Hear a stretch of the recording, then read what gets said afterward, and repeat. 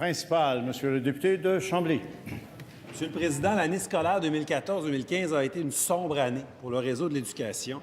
Ce sont des élèves en difficulté qui ont été frappés les premiers. On a coupé l'aide aux devoirs, l'aide alimentaire aux plus démunis, les services d'orthopédagogie, l'accompagnement par des techniciens en éducation spécialisée. C'était ignoble. Les commissions scolaires ont fait un déficit de 44 millions. Je pensais que c'était pour essayer de sauver les services aux élèves, mais non. Coup de théâtre. Je vous annonce ce matin que les déficits et coupures de services ont servi à donner des primes et bonis au personnel non enseignant des commissions scolaires. 77,5 millions. 77,5 millions en 2014-2015, l'année où on coupait sans vergogne. Et ça, cet argent-là, c'était des sommes qui étaient destinées à donner des services aux élèves.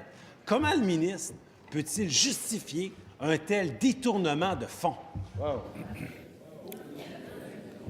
Monsieur le ministre de l'Éducation.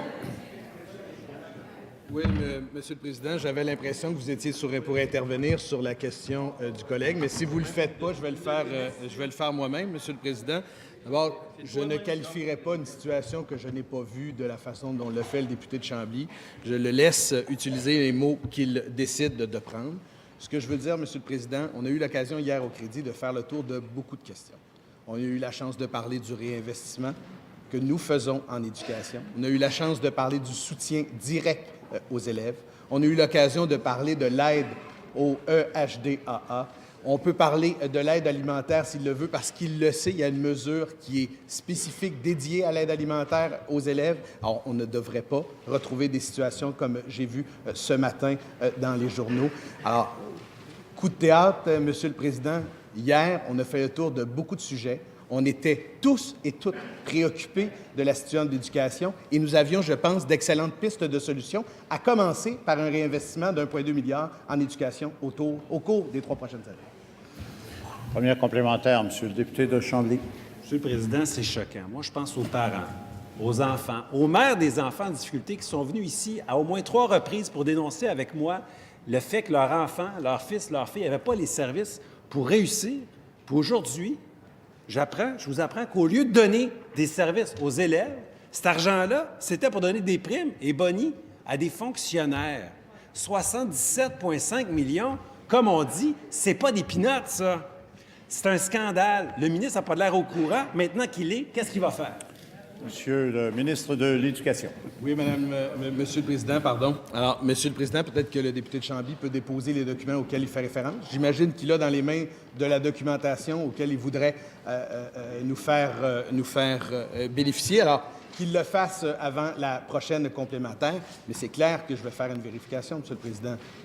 Personne va vouloir vérifier ce type de choses. Ce qui est certain, Monsieur le Président, c'est que le réinvestissement est au rendez-vous, que les services aux élèves doivent être maintenus, que j'ai annoncé, Monsieur le Président, qu'il y aurait de la flexibilité dans les règles budgétaires. Et ma préoccupation, Monsieur le Président, c'est le service aux élèves. Si on veut parler aux parents, il faut les rassurer à ce point-là. Et sur ce point-là, précisément, il y aura des services aux élèves suffisants dans notre réseau scolaire, Monsieur le Président. Deuxième complémentaire, Monsieur le député de Chambly.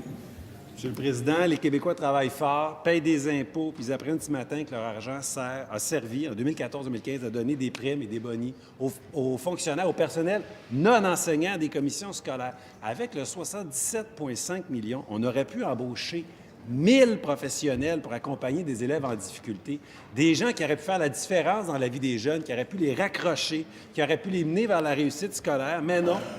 C'est pas là qu'est allé l'argent, c'est un scandale. Et le vrai responsable, c'est le gouvernement. Monsieur le ministre de l'Éducation. Oui, Monsieur le Président, je ne sais pas si ça mérite de répondre à la question du collègue de Chambly. Sur ces derniers propos, Monsieur le Président, le gouvernement n'est pas responsable de l'attribution des effectifs. Le gouvernement n'est pas responsable du champ d'autonomie des commissions scolaires. Le gouvernement n'est pas responsable des choix qu'ils font avec l'enveloppe budgétaire qu'on leur envoie. Monsieur le Président, c'est 9 milliards de dollars qui sont investis dans les services publics en éducation. Et je rappelle aux collègues de Chambly, s'il a de la documentation dont il souhaite qu'on prenne connaissance, qu'il la dépose.